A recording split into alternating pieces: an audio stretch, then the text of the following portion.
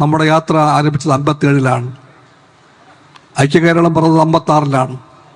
അടുത്ത വർഷം തിരഞ്ഞെടുപ്പുണ്ടായി. ആ തിരഞ്ഞെടുപ്പിൽ ഇടതുപക്ഷത്തിൻ്റെ ഗവൺമെൻറ് ആദ്യമായിട്ട് ഇവിടെ വന്നു. ആ ഗവൺമെൻറ്റിൻ്റെ ഒന്നാം നാളിൽ മുഖ്യമന്ത്രി സഖാവ് VMS നമ്പൂതിരിപ്പാട് ഒരു പ്രക്ഷേപണം ചെയ്തു രാജ്യത്തിലെ ജനങ്ങളോടായിട്ട്. അന്ന് TV ഇല്ല, ആകാശവാണിയേ ഉള്ളൂ. ആകാശവാണി വഴി സഖാവ് VMS എന്ന് പറഞ്ഞത് ഇങ്ങനെയാണ്: ഞങ്ങൾ വന്നിരിക്കുന്നത് നാളെ ഇവിടെ കമ്മ്യൂണിസം കൊണ്ടുവരാൻ വേണ്ടിയല്ല, നാളെ കേരളത്തെ ഞങ്ങൾ സോഷ്യലിസ്റ്റ് ആക്കാനും പോകുന്നില്ല. യാഥാർത്ഥ്യബോധമുള്ള ആ മുഖ്യമന്ത്രി പറഞ്ഞത് ഇങ്ങനെയാണ്: ദേശീയ പ്രസ്ഥാനം മുന്നോട്ട് വെച്ച വാഗ്ദാനങ്ങളുണ്ട്.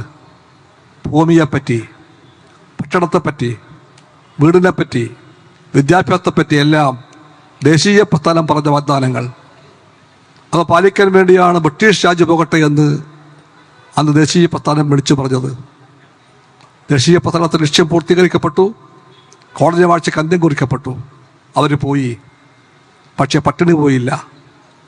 എല്ലാവർക്കും ഭൂമി കിട്ടിയില്ല, എല്ലാവർക്കും വിദ്യാഭ്യാസം കിട്ടിയില്ല.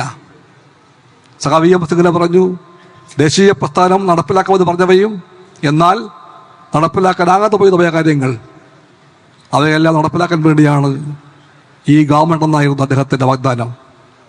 അത് പാലിക്കാനാണ് നാം ശ്രമിച്ചത്. ഒന്നാമത്തെ ഗവൺമെൻറ്റിന് 2.5 കൊല്ലം മാത്രമേ പൂർത്തിയാക്കാൻ പറ്റുകയുള്ളൂ. 59 ആ ഗവൺമെൻറ്റിനെ അട്ടിമറിച്ചു. പിന്നെ മാറി മാറി വന്ന ഓരോ ഘട്ടത്തിലെയും ഇടതുപക്ഷ ഗവൺമെൻറ്റുകൾ അവയെല്ലാം ചെയ്ത കാര്യങ്ങളെല്ലാം ഓർത്താൽ എന്താണ് ഇടതുപക്ഷ വഴിയെന്ന് കേരളം മനസ്സിലാക്കിയിട്ടുണ്ട്.